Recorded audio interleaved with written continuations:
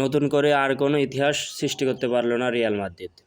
গতকাল তাদের ঘরের মাঠে অনুষ্ঠিত ম্যাচে কিন্তু ৩-০ গোলে পিছিয়ে থাকার পরেও কিন্তু তারা যে চ্যাম্পিয়ন লিগে যে ধারাবাহিকতা তাদের ঘরের মাঠে কামব্যাক করা, সেটা কিন্তু রিয়াল মাদ্রিদ করতে পারেনি। তারা ২-১ গোলে হেরে তারা চ্যাম্পিয়ন লিগ থেকে বিদায় নিল। গত ১০ সিজনের ৬টাতে চ্যাম্পিয়ন রিয়াল, যা কোনো বড় বড় টিমের স্বপ্ন থাকে যে ৬বার চ্যাম্পিয়ন লিগ জেতার, তা কিন্তু রিয়াল মাত্র ১০ বছরে করে দেখেছে। এবং রিয়াল মাদ্রিদের সাপোর্টার অবশ্যই তারা আশা করেছিল, যেহেতু তাদের ঘরের মাঠ বার্নাব্যুতে খেলা, সেহেতু তারা অবশ্যই সেকেন্ড লিগে তাদের যে কামব্যাকের ধারাবাহিকতা, সেটা কিন্তু কার্লো আনচেলত্তির যে ধারাবাহিকতা, সেটা কিন্তু ধরে রাখতে চেয়েছিল, কিন্তু সেটা পারেনি।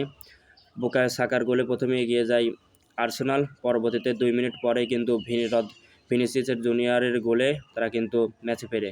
কিন্তু শেষ মুহূর্তে এক্সট্রা টাইমে কিন্তু গ্যাব্রিয়েল মার্টিনেলির গোলে কিন্তু একেবারে ম্যাচ থেকে ছিটকে যায় একেবারে রিয়াল মাদ্রিদ। এবং এই ধারাবাহিকতায় ২৪-২৫ সিজন থেকে কিন্তু রিয়াল মাদ্রিদ চ্যাম্পিয়ন লিগ থেকে বাতিল, বা চ্যাম্পিয়ন লিগ থেকে বাদ, চ্যাম্পিয়ন লিগের স্বপ্ন তাদের ধূলিসাৎ হয়ে গেল। তবে রিয়াল মাদ্রিদ সম্পূর্ণ আশ্বস্ত হবেন এর জন্য যে তারা গত ১০ সিজনের ৬টাতেই চ্যাম্পিয়ন হয়েছে এবং ৮টাতেই সেমিফাইনাল পর্যন্ত গিয়েছে। এইবার তারা কোয়ার্টার ফাইনালে তাদের যাত্রা থামল। এইবার রিয়ালের যাত্রা কোয়ার্টার ফাইনালেই থেমে গেল।